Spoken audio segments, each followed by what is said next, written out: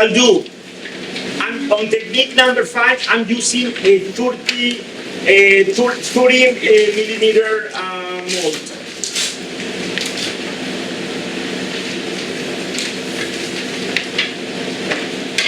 Which is here. This one is going to be a 30 millimeter Bonbon mold and a 6 millimeter tape. So what I'm going to do, I will take this tape and place right in the middle. Then see how I move this up and down? Now what happens? This mold is moving. It's like it's not adhering very well to the table. So anyhow, the mold was moving. So what I do, I take a slightly wet towel, okay? Then this is going to prevent the mold from moving, okay? I take the tamilla tape, my hands are clean. I don't like to use gloves for this, and just cut the nails. So see, I have it like this. I applied a little bit of pressure, and I keep it right in the middle. Like that. Making sure you have no air bubbles, okay? Very important, just don't have any air bubbles. And I'll pass this to you when I'm done. So I get to this part, I cut, then I take more of this tape, I bend it like this, I place in the middle, and then I'm gonna pass this mold so you can see it. So I place it, I can move this up and down. Can you see it okay, guys? I can move it, then gently but firmly, I just do this. I can move it over here. In January, I'm going to come out with a stencil. I can't really show it to you because it's patented, with a much easier way of doing this. And I will show you during the break. I think I brought a sample and I will show you here. So basically, what I'm doing here is to do this technique. I made this technique with a stencil. I can't talk more about it because it's patented, but I want you to look at this, pass it around, and I'm going to show you how to do this manually. But there's a very time-saving way of doing this. I'm going to pass this to you. Carmen, con que estén somewhat close is fine, right?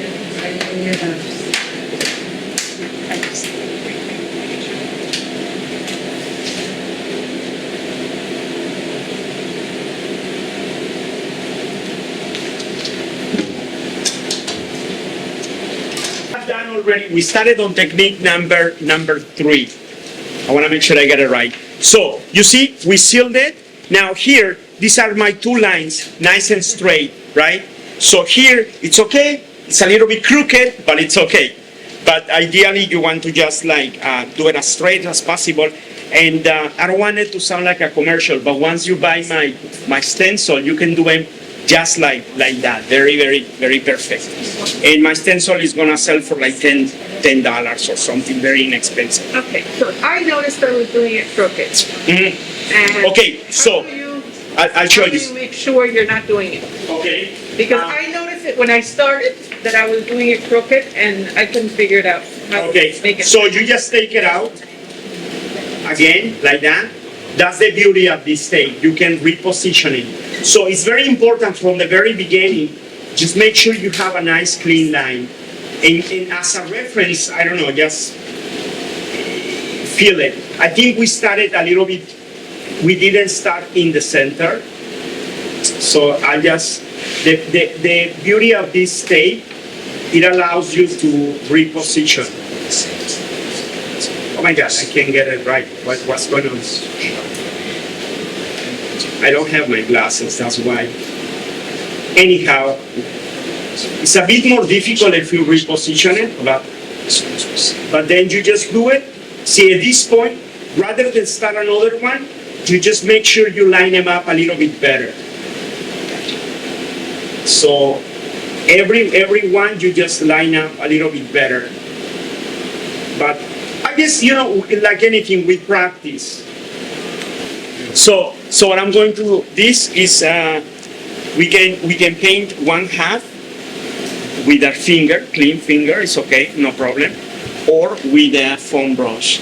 So I'm gonna do it with a foam brush, okay? I know a lot of this process, you know, for those of you who do production, might not be very conducive to that, but at the end of the class, I can show you how to make these processes much, much faster. Like one of them is to buy a stencil that I'm gonna be selling. So I'm gonna go with turquoise, and I'm gonna go with this mold. So Amalia is next.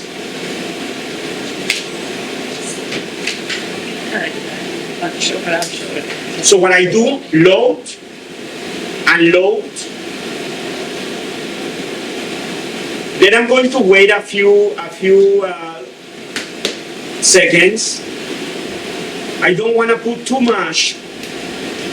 So you just take paint from here and then go. Jesse, follow me with that. I'm gonna come around and show you how I do it. See? So I want to just go very, very light. So rather than getting more paint, each cavity is going to hold more. So I just grab from here. Very inexpensive. Buy that from Badger? From Badger, right. Now here I don't know I did. Okay. So now you can get those from Badger, or yeah. So now, see the same thing. It almost doesn't come out, but that's because white. I use Cusco white. That's the color that I use because it's food safe. It does not have titanium dioxide. So the problem with that white is that it clogs. But you know, it's still. So what I do, I paint this way. One good thing of Cusco white is that one coat is enough. It adheres very well. That's a chef rubber product? That's a chef rubber product. Are other white cocoa butters use the titanium? Most use, but now they're gonna stop. There's another brand that just don't tell anybody, I'm telling you this. Roxy and Rich. Roxy and Rich, very nice color. Very, very nice. We have them both in the store. We sell Chef Rubber and Roxy and Rich.